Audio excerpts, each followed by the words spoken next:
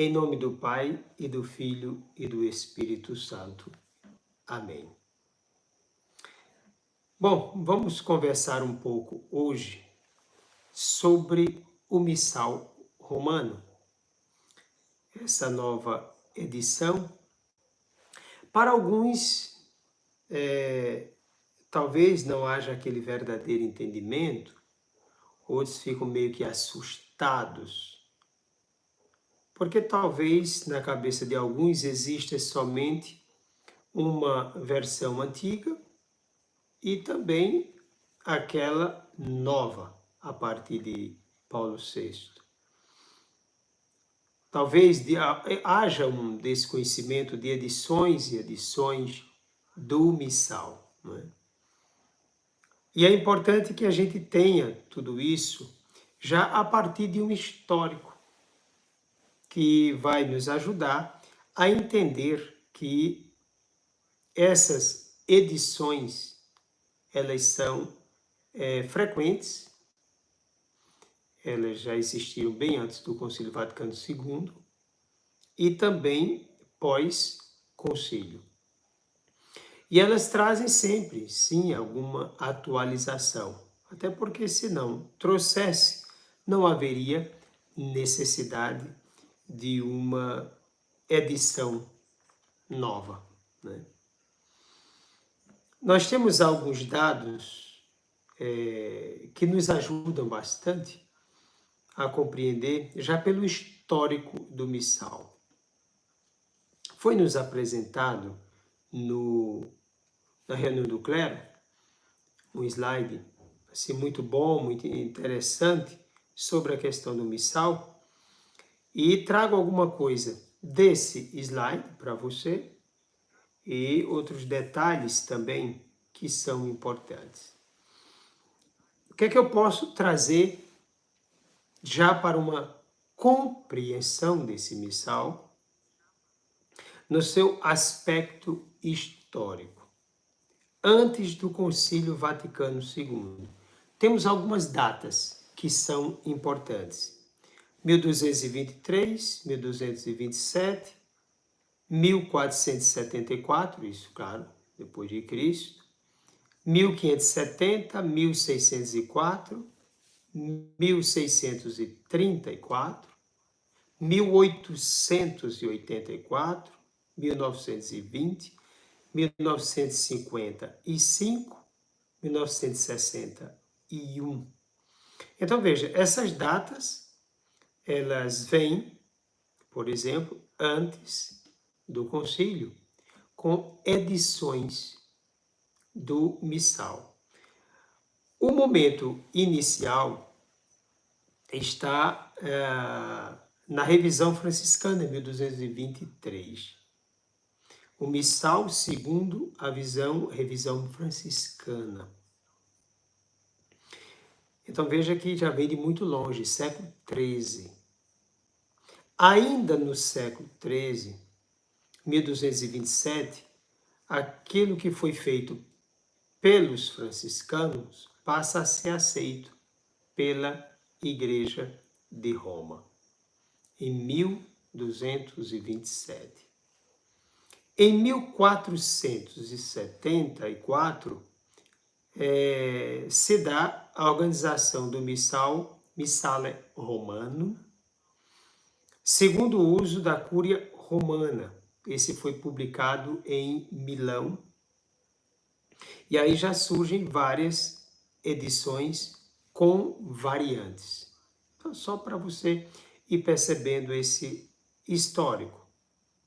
Então, antes do Concílio de Trento, e aí nós temos 1570, muitos livros usados na liturgia católica.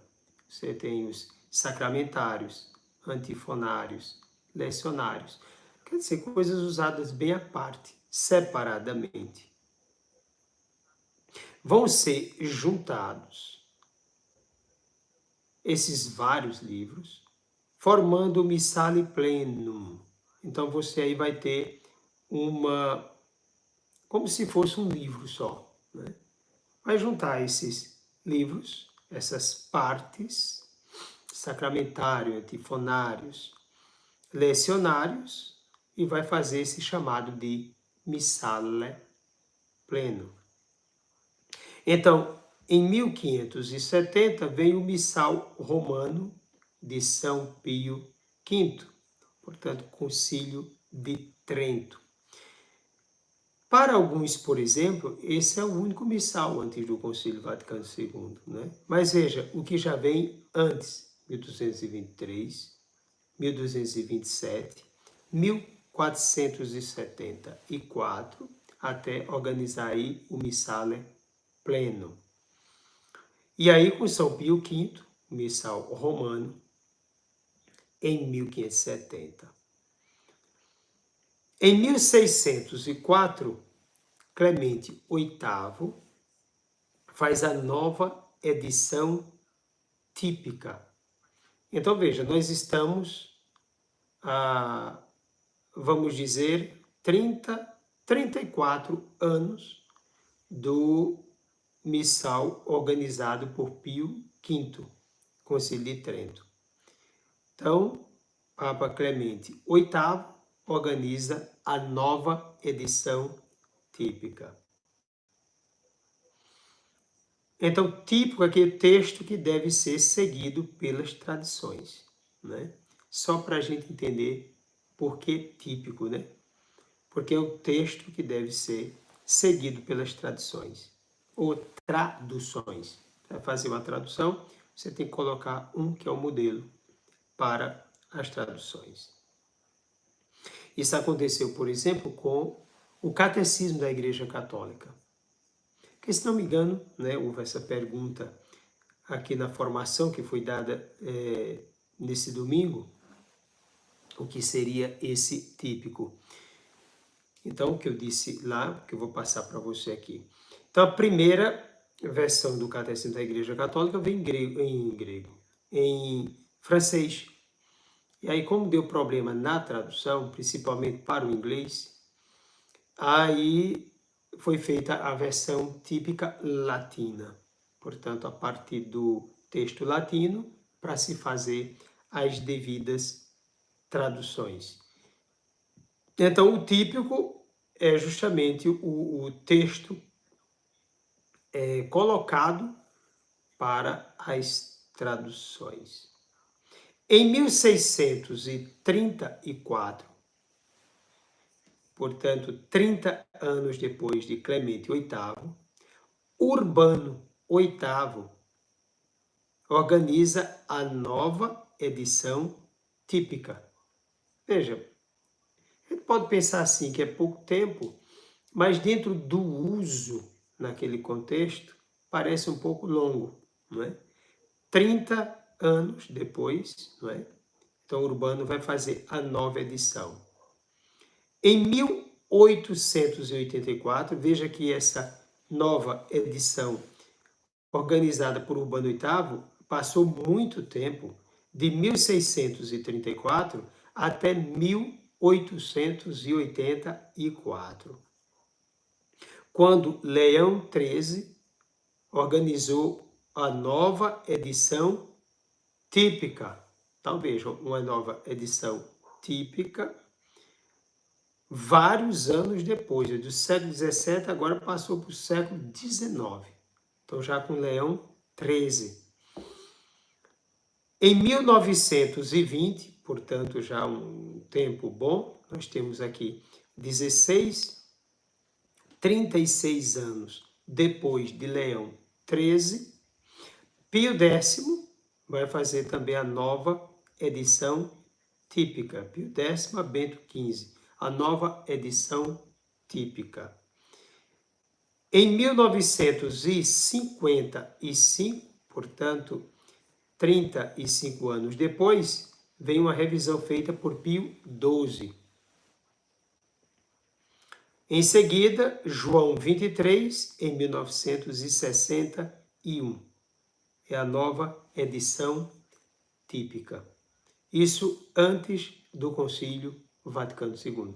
Percebe que há sempre uma nova edição, uma edição colocada como texto oficial para as devidas traduções. Então não ficou preso àquele missal, com aquela forma de ser própria, vamos dizer, naquilo que pode ser acrescido durante esse tempo todo, desde o primeiro missal até o Concílio Vaticano II. Não. O que permanece é a estrutura da Santa Missa, que tem essas duas partes, a parte da palavra e a parte da Eucaristia.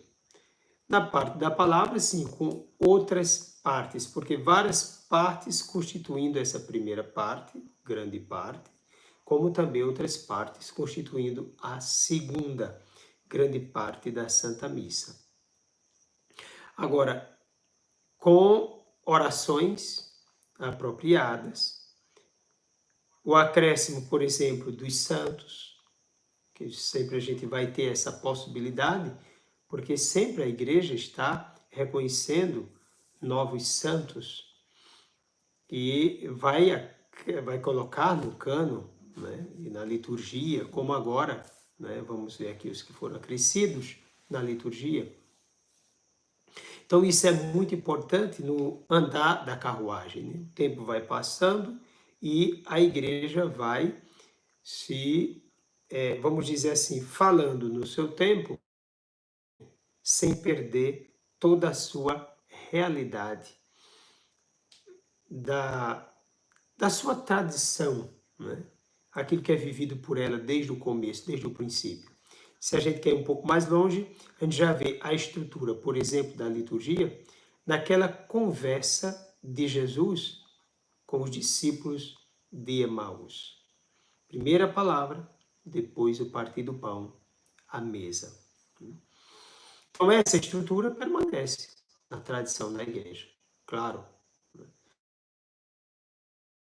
O histórico depois do Concílio Vaticano II. Então falamos dessa primeira parte antes do concílio, mas e depois?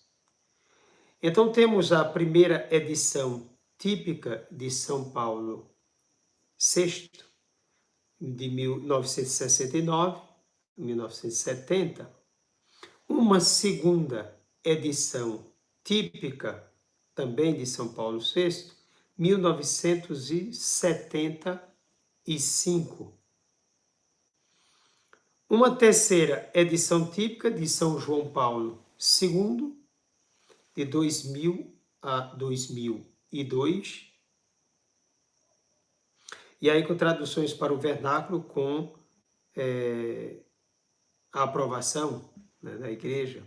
2008, Bento XVI fez pequenas correções. Depois traduções, a grega em 2006, tradução inglesa 2011, a italiana 2019, a portuguesa 2022. E agora, em 2023, a publicação da tradução para o português do Brasil.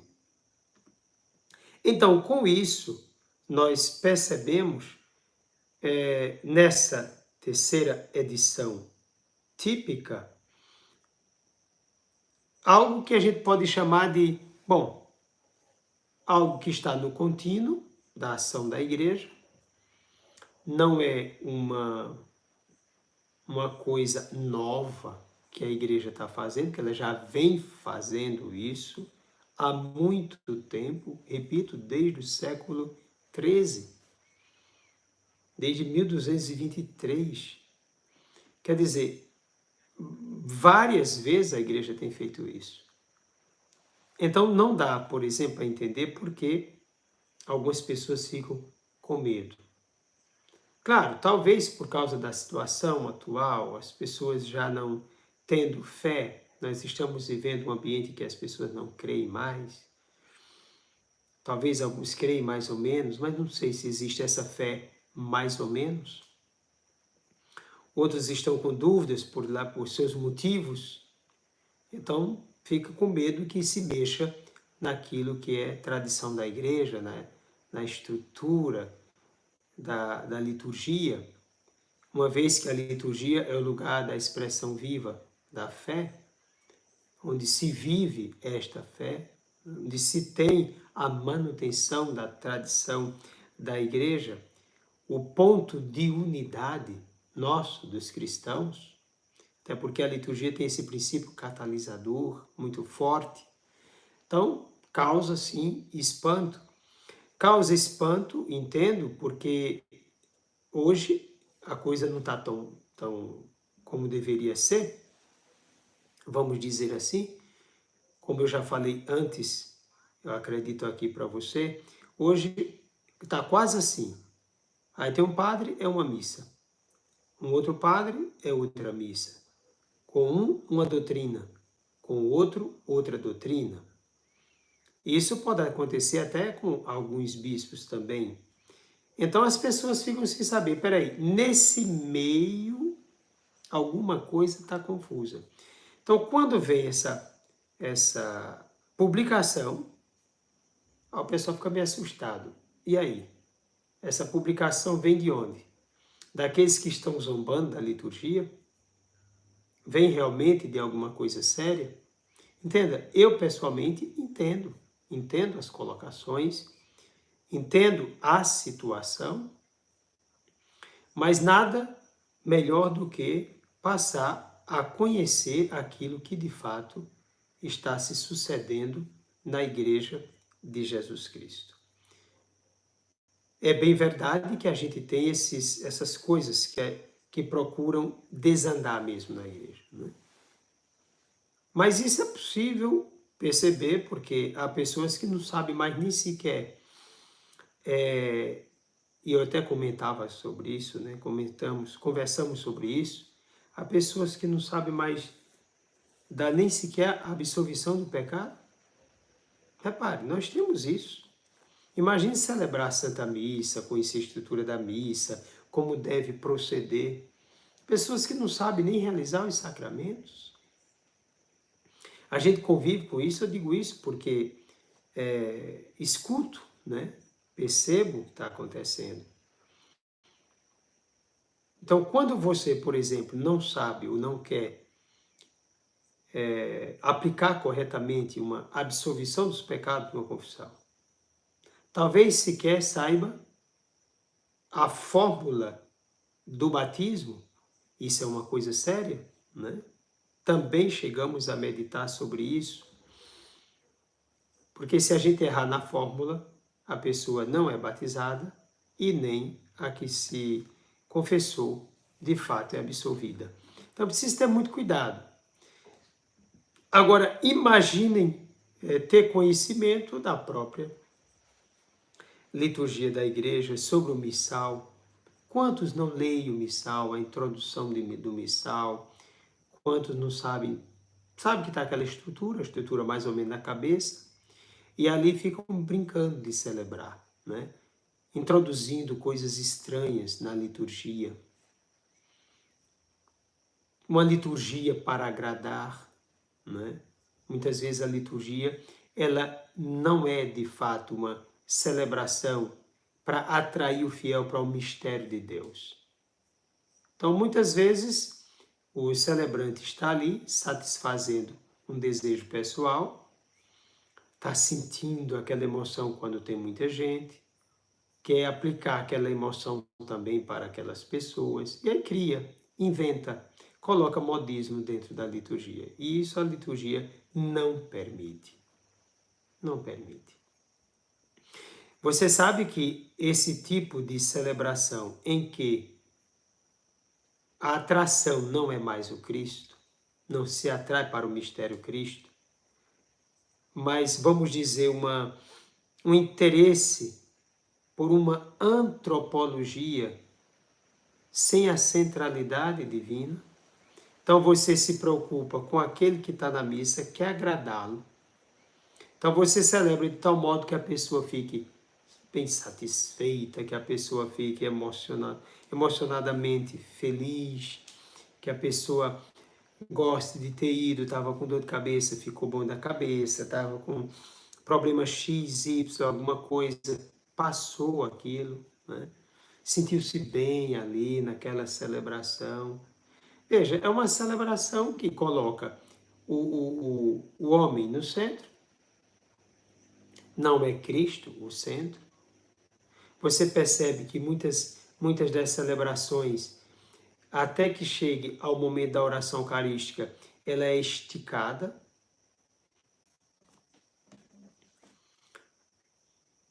Então, quando chega aquele momento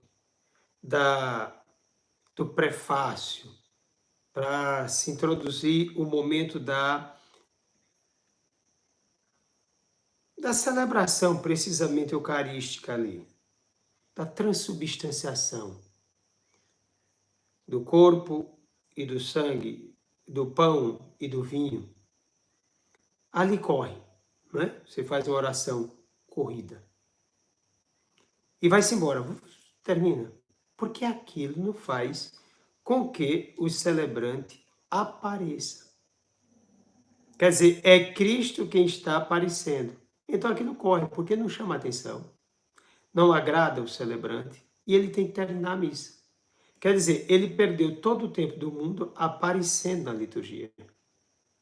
E na hora em que ele precisa, de fato, ficar escondido e apresentar Jesus Cristo, aí ele corre, que aquilo não interessa muito. Quer dizer, o povo já ficou satisfeito, o povo já ficou emocionado, o padre também já usou tudo que podia, agora não tem como fazer, porque ele vai ter que seguir à risca aquelas orações, aquelas coisas, todas estabelecidas. E aí, nessa situação, não dá mais para esperar um pouco, rezar com calma, com tranquilidade, já não se faz mais isso. Entenda bem. Diante dessa situação e tantas outras confusas, então o povo entra em crise. Então, quando vê esse processo de mudança, meu Deus, será que vai mudar para isso? Será que vai colocar aquilo? O que é que vão colocar agora na Santa Missa? O que é que vão introduzir nesse missal? Será que é uma coisa... Dá para repetir, não é? Eu entendo o que passa na cabeça de muitos. Agora, por um lado, existem aqueles que querem uma liturgia antropológica, não teocêntrica, e existem aqueles que querem algo assim, tão voltado para o céu, que esquece também do povo que está presente. Eu acredito que o exagero ele está em dois campos. É o campo do exagero, de quem quer bagunçar tudo, mas ao mesmo tempo o campo daqueles que parece que não tem mais ninguém ali. E não podemos dizer, vamos celebrar sem o próprio sacerdote, claro, certamente, ele ali como sinal da presença do povo, mas também com o povo de Deus. Sabendo que é possível, né, a celebração nesses casos de grande necessidade, mesmo que o padre não tenha ninguém, vamos dizer assim, o fiel presente na missa, casos isoladíssimos, né? Então, nesse caso, ele pode, não vai ficar sem a Santa Missa, ele vai celebrar a Santa Missa. Mas o ideal qual é?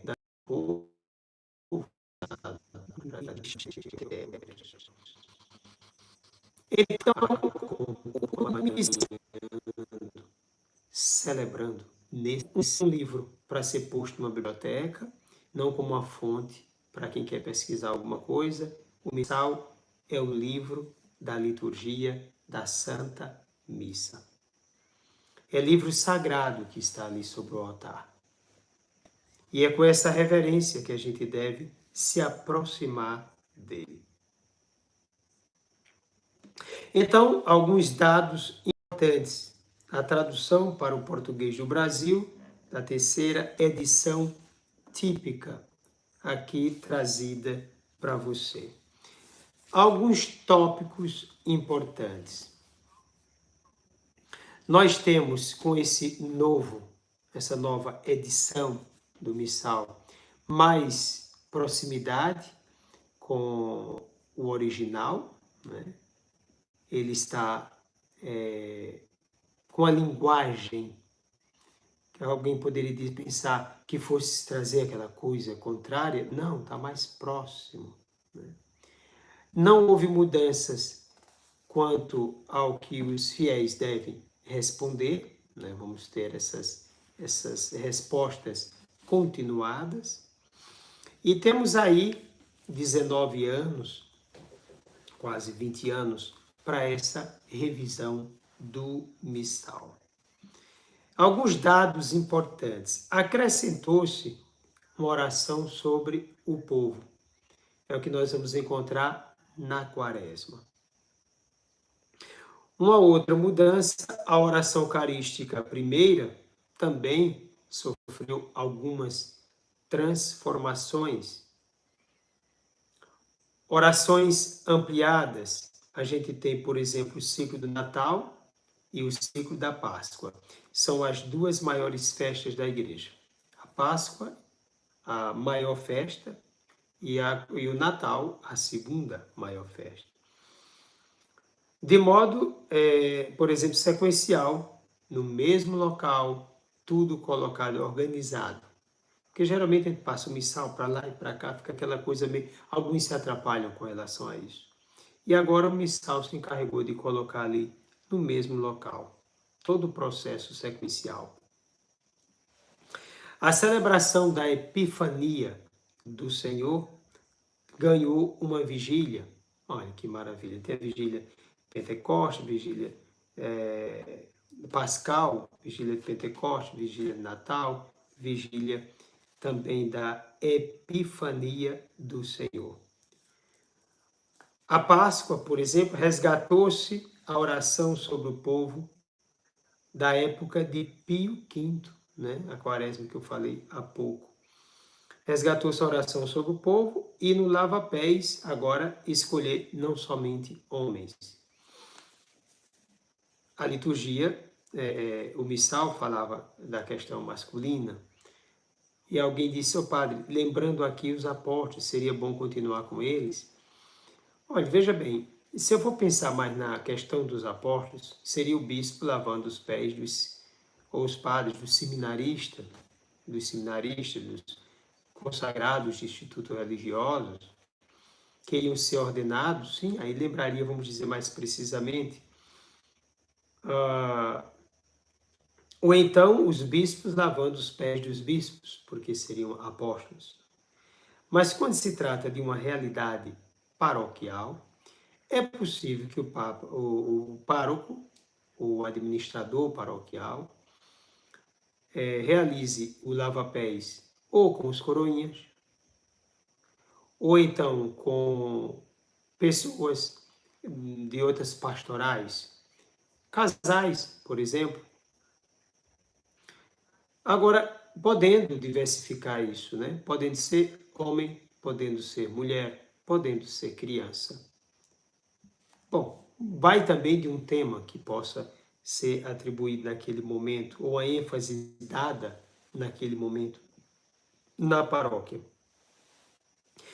Eu acredito que o importante na celebração do lava-pés é que se leve em conta uma responsabilidade missionária.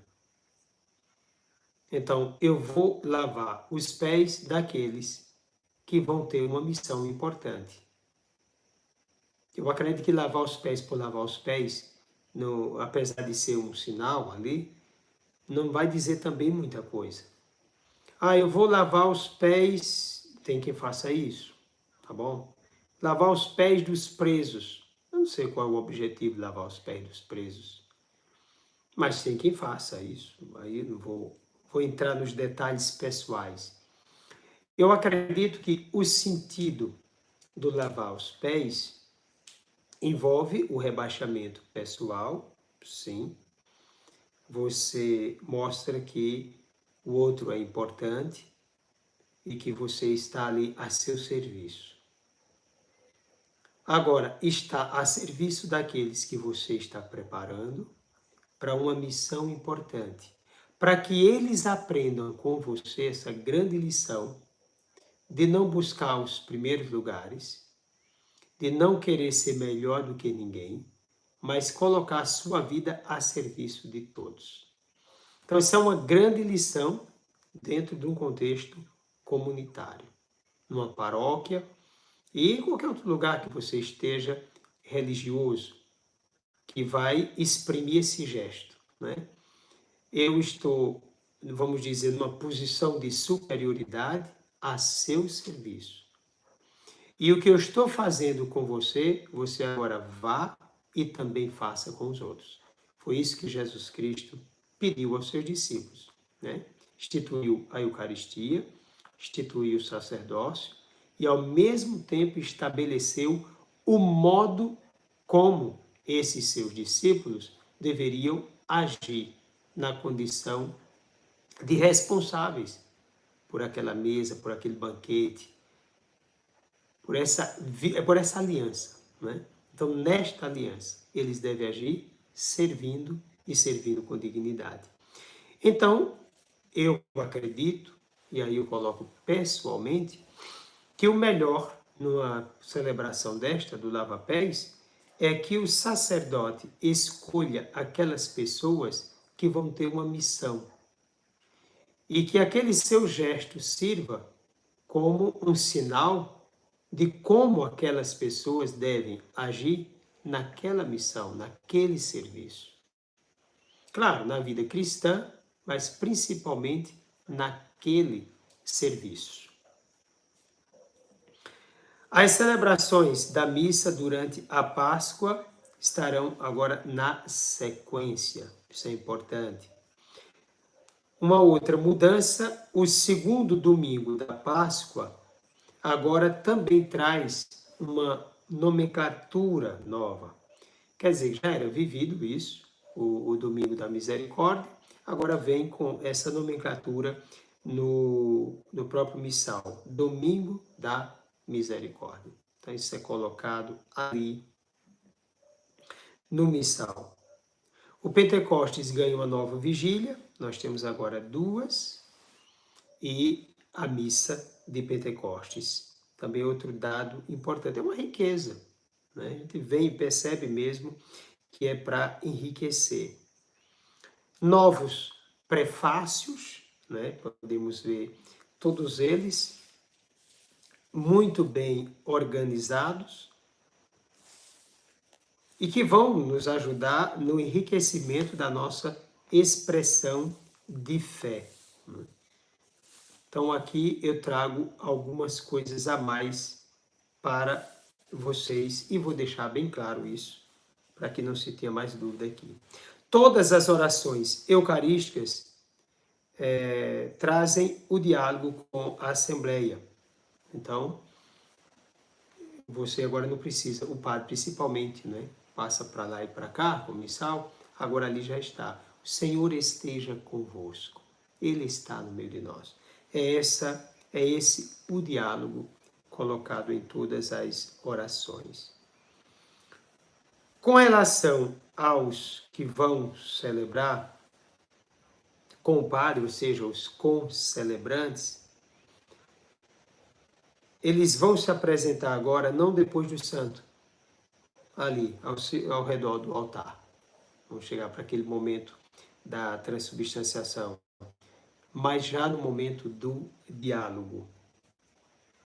Começa, o Senhor esteja convosco, ali também os padres já se aproximam, os concelebrantes. Um outro dado é o nome de José. O nome de São José agora aparece na primeira, na segunda, na terceira e na quarta oração eucarística. Agora, na quinta, nas demais, não. Não é? Mas dessas quatro que são mais usadas, sim, São José já surge, vamos dizer, de modo fixo. Você coloca ali a Virgem Maria, São José, em seguida os apóstolos, depois os santos. Né? No dia do santo, de uma memória, de uma festa, sim, depois dos apóstolos, você cita aquele santo, o santo do dia ou o santo padroeiro. Também o missal traz uma liturgia própria para o nome de Jesus. Dia 3 de janeiro passa a ter uma liturgia própria, porque celebramos o nome do Senhor. Santo e terrível é o nome do Senhor. E diante do nome do Senhor se dobrarão todos os joelhos, no céu, na terra e nos abismos ou nos infernos.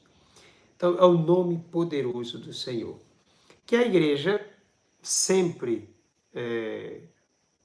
rezou, né, com esse nome, já desde o início. E nós vamos perceber fortemente essa oração do nome do Senhor, trazida já no Catecismo da Igreja, e que nós utilizamos aqui no Instituto de Vida Consagrada Santo Atanásio, que é a oração do peregrino. Quando diz Jesus Cristo, Filho de Deus, Senhor, tem piedade de mim, pecador. Então aqui primeiro você professa essa sua fé, em Jesus Cristo, Filho de Deus, Senhor. Né? Inclusive aquilo que diz São Pedro, tu és o Cristo, o Filho do Deus vivo. Depois aquele cego, né, de nascença, Jesus, filho de Davi, tem piedade de mim. Então, entra na segunda parte. Então, na segunda parte dessa oração, você se coloca humildemente diante do Senhor. Então, Jesus Cristo, Filho de Deus, Senhor, tem piedade de mim, pecador. Dentro de uma organização, cada atanasiano reza por dia 144 vezes esta oração. Então, pela manhã, 3 vezes de 12, às 9, depois às 12, às 15 e às 18 horas, totalizando 144 vezes, dizendo: Jesus Cristo, Filho de Deus, Senhor, tem piedade de mim, pecador. É a chamada oração do peregrino russo. Pois bem, no dia 3 de janeiro, agora, no missal, já está presente no novo a liturgia própria desse santíssimo nome de Jesus. Novos santos foram acrescidos aqui, colocados na liturgia. Então, vou passar para vocês aqui a lista de todos eles. Agora a gente diz Santa Marta, Maria e Lázaro. Depois, Santa Maria Madalena, como festa, com um prefácio próprio. E aqui, nesse caso, alguns começaram a entrar em choque, porque colocaram assim, ela foi colocada ali como co-apóstola. Bom, colocar Maria Madalena como co-apóstola fica meio ambíguo, né? Se fosse o caso. Porque é como se colocasse, porque os bispos, eles são sucessores dos apóstolos. Então, colocar Maria Madalena como uma co-apóstola seria como se dissesse, bom, estamos abrindo aqui uma brecha para colocarmos, quem sabe, um dia uma episcopisa na igreja. Mas o missal não coloca dessa forma. O missal coloca ao lado da Virgem Maria, Maria Madalena, também aos pés da cruz, e depois de 2 pontos, coloca Apóstola dos Apóstolos. Coloca a apóstola com A minúsculo e os apóstolos com A maiúsculo. Isso na intenção de levar a sério o fato de Maria Madalena ter andado com os apóstolos, caminhado com os apóstolos e Jesus Cristo, né? Aprendendo com eles. Assim, eu pessoalmente acho a frase usada para se colocar. Por que a frase é usada? Porque Jesus Cristo tinha vários discípulos, vamos chamar aqui os 72 de Lucas, mas muitos discípulos, e desses ele escolheu 12 apóstolos. Né? Os nomes são dados no próprio Evangelho. Então, nesse caso, não é para se chamar, não dá para se chamar outros que não são apóstolos de apóstolos. Porque não cabe aqui na escolha de Jesus Cristo. Jesus tinha vários grupos, né? A multidão, que estava acompanhando sempre Jesus. Depois, outro grande grupo, mas bem menos discípulos. E dos discípulos, outro grupo ainda um pouco mais reduzido, que era o grupo dos apóstolos. E, por último, em alguns momentos bem íntimos, 3 dos apóstolos, Pedro, Tiago e João. Então, eu acredito que essa expressão colocada aqui, apóstola dos apóstolos, para mim, ela não está muito bem colocada. Ela não é precisa, né? Ela não é clara. Até porque eu precisaria chamar de outras pessoas que acompanharam os apóstolos também de apóstolos, mesmo com A maiúsculo. Mas veja, isso não é algo para pessoas, ai meu Deus, foi o mundo desabou. Não. Mas é algo para se pensar sim, né? Tá certo que ela era muito amada por Jesus. Jesus tirou 7 demônios, como diz a palavra, de Maria Madalena. Então, Maria Madalena era dedicada. Maria, há uma ênfase para ela, sim, na ressurreição de Jesus Cristo. Ela vai ao encontro, ela se encontra com Jesus. Jesus pede que ela vá avisar aos outros. Então, seria apóstola com A minúsculo, no sentido de ter sido enviada justamente aos apóstolos, para dizer aos apóstolos que ele ressuscitou. Quer dizer, é algo forte, é profundo. De fato, ela teve essa graça. Então, certamente por isso, dá-se essa ênfase de apóstola, repito, com A minúsculo, dos apóstolos, não é?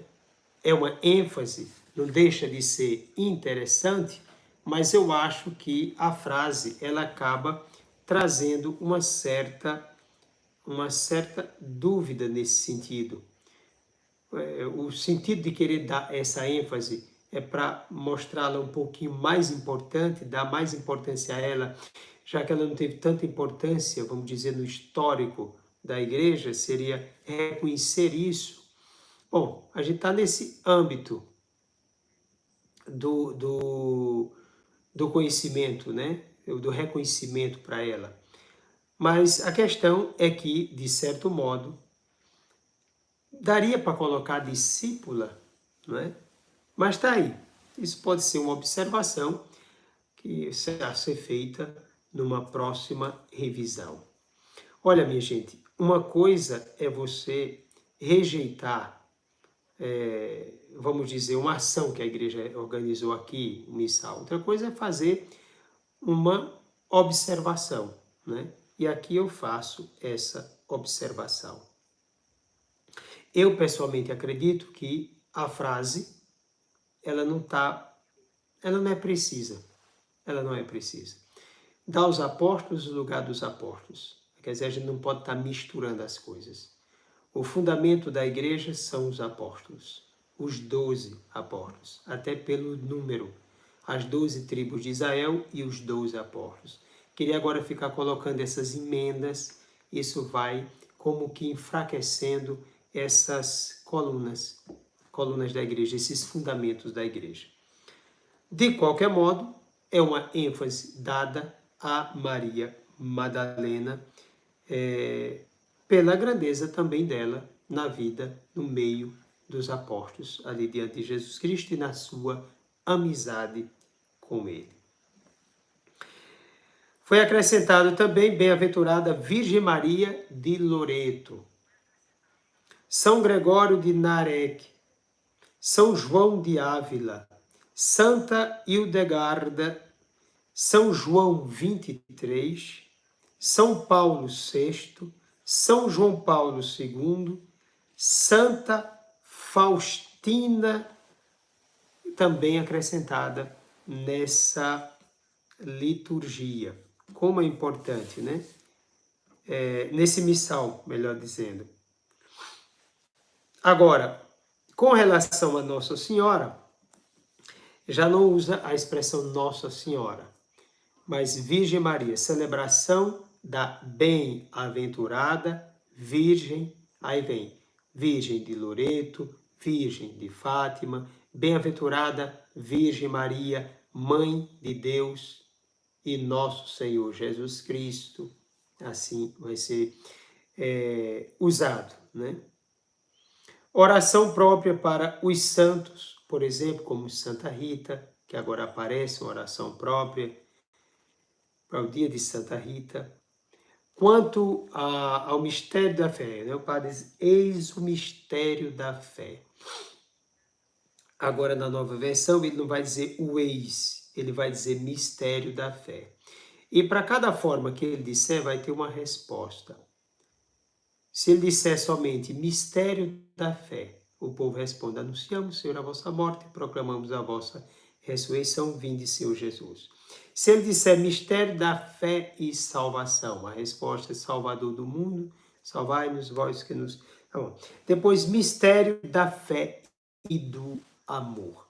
Então, para cada uma delas, há uma resposta própria a se aprender aos poucos, não é?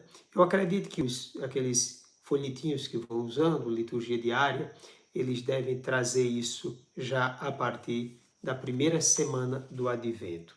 Então, são mudanças, eu acho sim interessante, porque as pessoas vão saber como responder. Se ele só disser mistério da fé, é uma resposta. Mistério da fé e salvação é outra resposta. Mistério da fé e do amor é outra resposta. Ficar atento a essa senha. Mistério da fé e salvação, mistério da fé e do amor.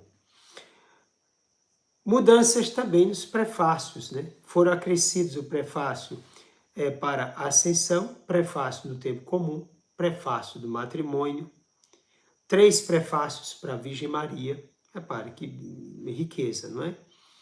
Mais um prefácio para os mártires, mais um prefácio para os pastores. O prefácio é aquela oração que o sacerdote faz antes de cantar o santo, ou rezar o santo. 2 prefácios para os doutores da igreja, e 3 prefácios comuns, quer dizer, algo mais acrescido para nos enriquecer, graças a Deus, né? Nós temos, depois da Ascensão do Senhor, domingo do tempo comum, 10, tem o do matrimônio, Virgem Maria 3, 4 e 5, mártires 2, santos pastores 2, doutores da igreja 1 e 2, e do comum 7º, 8º e 9º. Então, uma revisão acurada das orações eucarísticas para ficar mais fiel ao latim. Vamos dizer aquela bem típica, né? A inclusão de São José, como eu já disse, na primeira oração, na segunda, terceira e quarta. A primeira com algumas riquezas, né? A mudança também na hora do ato penitencial, né? Do confesso, né? Que a gente diz hoje, confesso a Deus Todo-Poderoso e a vós, irmãs, que pequei muitas vezes por minha culpa, minha tão grande culpa, e peço à Virgem Maria, e vai dizendo. Agora vai trazer a repetição de por minha culpa, né? Por minha culpa, minha tão grande culpa. Então, por minha culpa, quer dizer, uma ênfase, depois minha tão grande culpa. Então, isso é um pequeno acréscimo, mas que diz muito para pegar mais do original. Nova conclusão da oração coleta, que é a oração no início da Santa Missa, né, depois do Glória. Padre, oremos. ou cantado, ou rezado.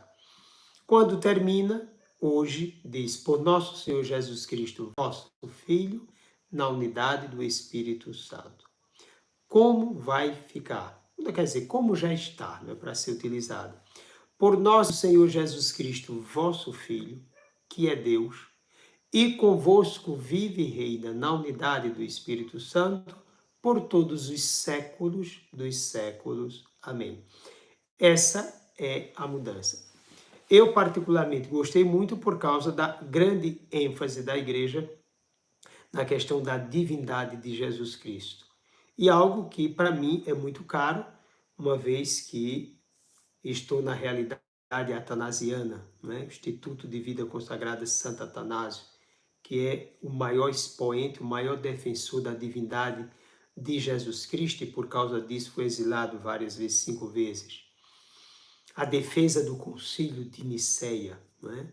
Deus de Deus, luz da luz, Deus verdadeiro de Deus verdadeiro, gerado, não criado, homoousios, e vamos trazer agora para a palavra que já existe no credo, consubstancial ao Pai. Então isso é muito caro. Por isso que nós vamos ter precisamente isso aí no Glória, né? Isso é importante. É tudo aquilo que faz ênfase a Jesus Cristo, nosso Senhor, que é Deus com o Pai e o Espírito Santo, a gente deve colocar em primeiro lugar. Então, essa conclusão da oração coleta traz isso. Então, aquilo que eu estou pedindo ao Pai é por nosso Senhor Jesus Cristo, vosso Filho, que é Deus,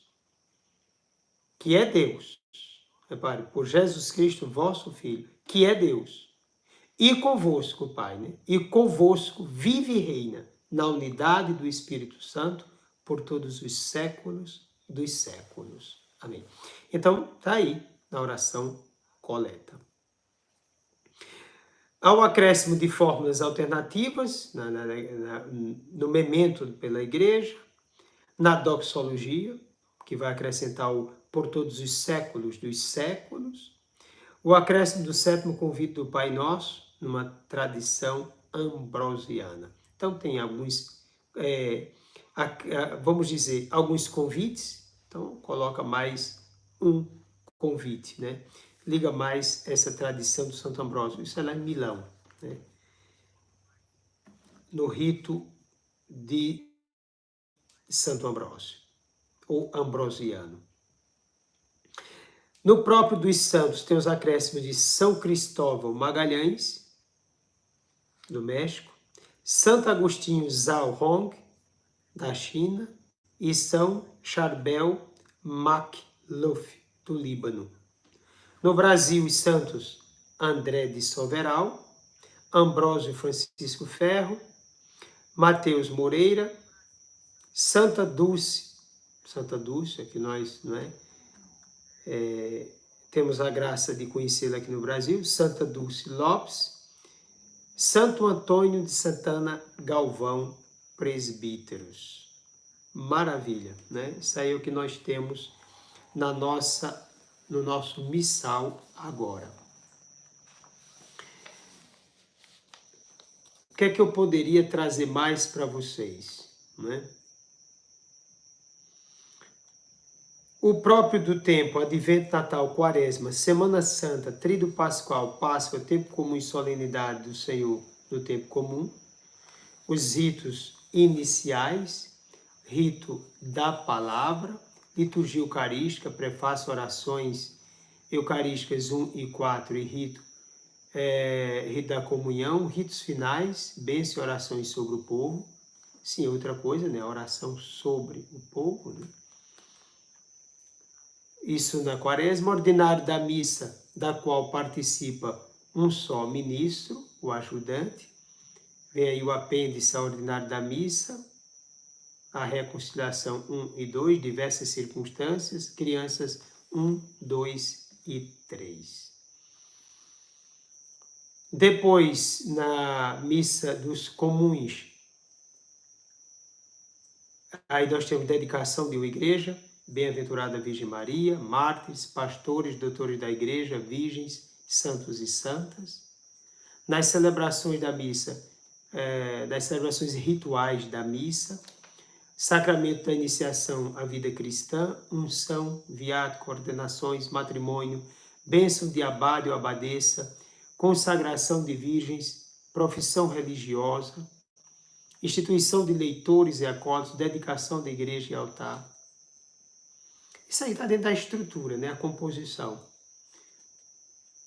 Celebrações da missa e orações para diversas necessidades, circunstâncias, Santa Igreja, circunstâncias de vida pública, diversas necessidades, outras celebrações votivas, Santíssima Trindade, Misericórdia de Deus, Jesus Cristo, sumo e eterno sacerdote, o mistério da Santa Cruz, Santíssima Eucaristia, Santíssimo Nome de Jesus, como já disse, dia 3 de janeiro, preciosíssimo sangue de nosso Senhor Jesus Cristo, Sagrado Coração de Jesus, Espírito Santo, bem-aventurada Virgem Maria, santos anjos, São João Batista, São José, todos os santos apóstolos, São Pedro, São Paulo, São Pedro, apóstolo, São Paulo, apóstolo, um santo apóstolo, todos os santos, celebrações da missa pelos defuntos, nas exéquias, aniversário, diversas comemorações, orações diversas para defuntos. Depois, nos apêndices, nós temos cantos do ordinário da celebração eucarística, rito para a bênção e a aspersão da água dominical, designação, ministro extraordinário da Sagrada, eu acredito que é essa parte aqui, bênção de um cálice, a patena, forma de orações universais, preparação para a missa, ação de graças depois da missa. Então pronto, então muitas coisas que estão aí já para este missal, né? Observar a importância da celebração, a solenidade, por exemplo, dá ênfase à solenidade em primeiro lugar, segundo festa, terceiro as memórias, depois as memórias facultativas e comemorações. Isso é uma sequência que depois só com o estudo vai se aprender um pouco. Então você tem a celebração maior, a solenidade, um pouquinho maior a festa, depois a memória, memória facultativa, até chegar simplesmente às comemorações. Na solenidade nós temos glória e credo, com leituras próprias. Na festa nós temos glória, leituras próprias, mas não temos o credo. Nas memórias temos as leituras próprias ou não, né? Vai depender da celebração. Aí nas memórias a gente tem nem o credo, nem o glória. Memórias facultativas, já está dizendo facultativa, você pode fazê-la ou não fazê-la. E as comemorações de defuntos, memórias durante a quaresma, etc. Quais são as orientações para a Arquidiocese de Olinda e Recife? Né? Colocada aqui, mas eu acredito que essas orientações elas vão servir para qualquer um, em qualquer parte, neste país. Foi colocado aqui que o ideal seria que todas as igrejas, ao menos a igreja matriz, tivesse uma pequena estante diante da cadeira presidencial, onde se pudesse colocar o missal, né, para o presidente da celebração. 8 fórmulas para a saudação inicial, 9 fórmulas para a introdução do ato penitencial, 3 fórmulas principais para o ato penitencial, além de várias fórmulas alternativas. Então, são várias coisas aqui para o missal. Outra coisa também, uma observação quanto à cruz do altar. Ele diz aqui, por exemplo, que se tem a cruz atrás, por exemplo, na parede ou no altar-mor, a regra básica da liturgia católica, se diz a economia, claro. Assim, se há um crucifixo na parede de fundo ou no altar-mor, paróquia que tem altar-mor, é aquele altar grande que fica na parede, né, das igrejas mais antigas, ou suspenso acima do altar, pode-se considerá-lo cruz do altar. Se estiver muito distante, possível utilizar uma outra cruz em cima do altar ou ao lado, por exemplo, a cruz processional, aquela que entra na hora da procissão litúrgica. mas nunca as duas últimas concomitantemente. Ou seja, eu coloco a cruz processional aqui do lado do altar e ainda coloco a outra sobre o altar. Não, fica um excesso, né? É preciso pensar nessa, tirar esses excessos. Por outro lado, não se pode, se não tem a processional, tirar aquela do altar. Talvez alguém diga, não, padre, mas já tem aquela atrás, como foi dito aqui há pouco. Mas veja bem, antes a missa era voltada para o altar-mor. Algumas coisas o padre fazia voltado para o altar-mor. Não era de costa para o povo, né? Colocar essa expressão para, vamos dizer assim, diminuir a importância do que se fazia para dar ênfase à forma nova. Mas veja, quando o padre estava voltado para o altar-mor, o seu momento de oração está voltado para Deus. Ele faz ali a vez de ponte, né? O pontífice ali no meio. Então, aquilo que ele representava do povo voltava-se para Deus. Depois ele voltava para o povo, de Deus para o povo. Tem esse gesto na liturgia. Como a liturgia ficou agora voltada para o povo, aquela cruz no altar é importante, inclusive é uma observação feita por Bento XVI. Aquela cruz ali é o sinal, no momento, principalmente, em que o padre deve se voltar para Deus, naquela oração que ele se volta para Deus. Então, ali na frente, ele está trazendo como se fosse o altar-mor aqui para frente, e você se volta para Deus. Lá no oratório São Miguel, tem aquela do altar, e acima da porta de entrada eu pedi para colocar outra cruz. Ô padre, por que fez isso? Porque quando eu estou em oração que eleva os olhos, eu não vou olhar lá para a porta da igreja para ver o muro da igreja e os carros passando na frente do oratório. Então tem um crucifixo lá em cima para eu fixar o olhar. Talvez até alguém não soubesse por que aquele crucifixo ali. Mas é por isso, o padre, quando eleva os olhos naquele momento, tem aquele crucifixo lá em cima. Quando ele baixa aqui, tem outro sobre o altar. Isso é importante. Outro detalhe, o diácono ou presbítero que proclama o evangelho tem duas opções: beijar o livro ou trazê-lo ao bispo. Isso deve ser combinado antes. Então, por que eu terminou de proclamar o evangelho? Ele mesmo beija o evangelho ou ele pega e leva para o bispo. Se houver bênção sobre o povo, o bispo beija o livro e abençoa o povo.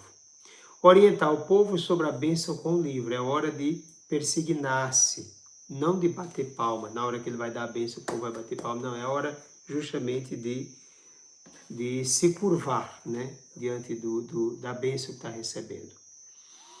O livro deve ser reposto sobre o ambão ou sobre a credência, nunca sobre o altar, exceto numa ordenação de diácono ou bispo. Quando começa o aleluia, a aclamação, o evangelho, todos se levantam. Então, alguém vai ficar sentado? Não, todos se levantam. Todos. Exceto o bispo, pois ainda vai colocar o incenso no turíbulo e abençoar o diácono.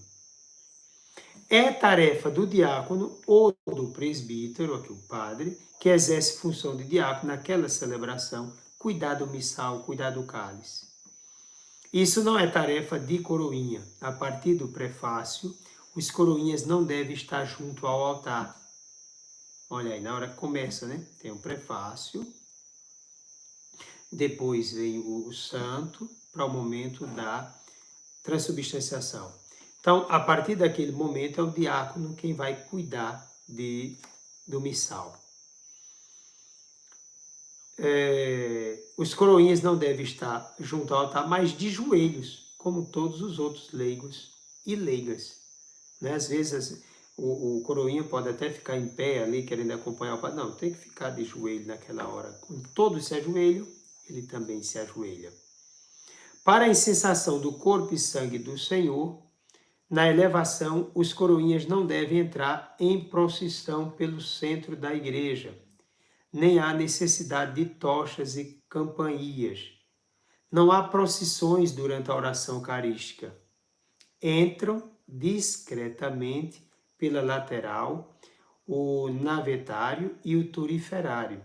Associa-se a eles o diácono, se houver. Então veja, coisas importantes, que às vezes é aquela procissão bonita na hora para fazer aquela incensação. Não, não é para isso.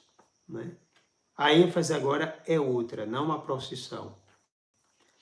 Então deve entrar discretamente para fazer a incensação.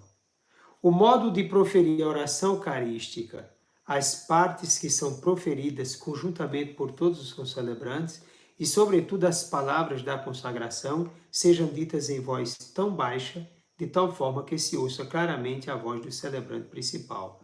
Claro, o padre, o celebrante principal, vai dizer por Cristo, com Cristo, não, essa não, a parte essa é da doxologia. Tomai e comei todos vós. A voz que vai aparecer aqui para todos é a voz do celebrante principal.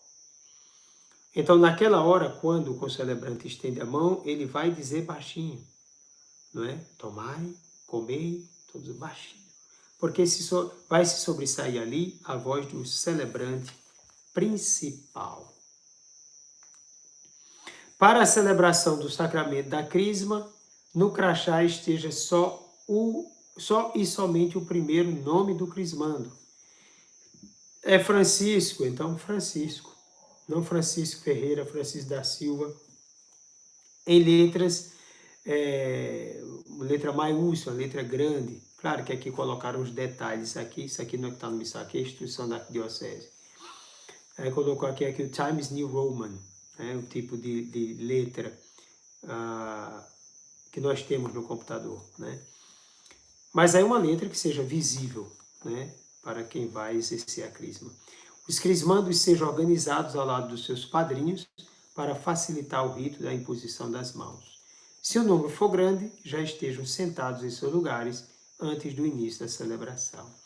Não se pronuncia nenhuma palavra para a bênção do incenso e da água que será posta no cálice. É outro dado importante, minha gente, no rito. Porque, às vezes, o celebrante pensa que, ao colocar o incenso, precisa dizer alguma palavra. Não, só precisa fazer uma cruz, uma bênção. Depois, a água, vai pegar aquela água para colocar no cálice, aquele pingo, aquela gota d'água. Aí, vai abençoar a água para poder colocar. Não se faz isso. Não vai dizer palavra nenhuma para abençoar a água. A doxologia, quando rezada por Cristo, com Cristo, em Cristo, pode ser acompanhada pelos concelebrantes. Pode ser, não é o comum, pode ser. Quando cantada, deve ser somente pelo presidente. Né? Então, quando o presidente fala por Cristo, com Cristo, em Cristo, então só o presidente. Né? Já é hora de reintroduzirmos a saudação de paz, ao menos nas celebrações dominicais, seguindo as orientações do Papa Francisco. Não é a hora do recreio. A saudação da paz, ele está dizendo, já é hora de reintroduzirmos. Na verdade, eu acho que em algumas comunidades esse rito nunca acabou. Né? Isso por causa da pandemia, né? Parar de dar paz um ao outro. Mas, por exemplo, eu nunca parei de dar a paz. Então, como não ia pegar direto na mão, dar aquele abraço, alguma coisa parecida, então fazia só o gesto da paz, olhava para o outro, o gesto, aquele gesto bonito, né? De reconhecimento do outro, a paz com o outro. Depois, como diz o Papa Francisco, citando aqui, na hora do recreio. É claro, tem gente que faz, dá vontade de rir, não sei, de chorar. Na celebração eucarística, em que muitas vezes a pessoa sai dando a paz a todo mundo dentro da igreja, né? Para aquela festa, o presbítero sai lá do presbitério e sai pegando a mão do povo para aquele negócio. Não, minha gente, né? Não é isso não. Por isso que o Papa tem razão, né? Quando diz aqui, na hora do recreio, na hora do recreio. Aquilo ali você dá a paz a quem está do seu lado. A paz, não é? Se alguém se virar ali de algum ponto, também a paz. Só ali mesmo, você não sai do seu canto. A paz é um gesto simbólico, bonito, antes da celebração. Ô padre, é para cantar também nessa hora? Não, não, não, não é para cantar não. Essa hora é somente para dar o gesto da paz e a partir daí já começa o cordeiro. Não há concelebração de coroinhas e de ministros da comunhão eucarística, então faz aquele monte de coroinha, 10 coroinhas, aquela coisa, ministros a colocar a igreja repleta de todos eles, não, só os que são necessários. É o que diz aqui, são convocados somente os que terão função naquela celebração específica. Outra coisa importante que o povo tinha receio e que alguns brincam na liturgia é com relação ao da comunhão. E aí o texto diz aqui, essa da exposição para o clero, como tem insistido o Papa Francisco numa missa em que há muitos ministros ordenados, portanto uma concelebração, estes e não os ministros extraordinários da comunhão devem distribuir prioritariamente a Eucaristia. Outra insistência do Papa é com o silêncio. Então veja, primeiro ponto, se a quantidade de pessoas na igreja não necessita de ministros, então quem deve dar a Eucaristia prioritariamente é o presidente da celebração, é o padre. Ele não pode ceder essa posição para outra pessoa. Agora não, vamos fazer bonito aqui com a comunidade. Então o padre senta e o ministro vai dar a comunhão eucarística. Não, está errado. Né? É o presidente da celebração, em primeiro lugar, que vai dar a comunhão eucarística. Se há necessidade, que tenha um ministro para fazê-lo. Né? A outra coisa, o silêncio, que o Papa pede. Quer dizer, a liturgia já pede isso. É um momento de silêncio no ato penitencial, um momento de silêncio na hora do oremos, quando o padre diz, oremos, para. Eu já tive a impressão que algumas pessoas, quando eu paro ali, elas estão, será que o padre acertou a oração? Aí eu disse isso numa formação, e aí uma pessoa disse, padre, eu estava pensando que o senhor não estava sabendo qual era a oração para fazer. A hora da oração, né? Do oremos, na coleta. Oremos, para. Silencia a igreja toda, para aquele momento, né? Forte. Depois da homilia também, para não entrar diretamente no credo, é algo meio complicado para nós, né? Mas assim, pelo costume, terminou a homilia, silencia um pouco, senta, começa a reza o credo para continuar a liturgia. E depois da comunhão, né? Recebeu a comunhão, silencia.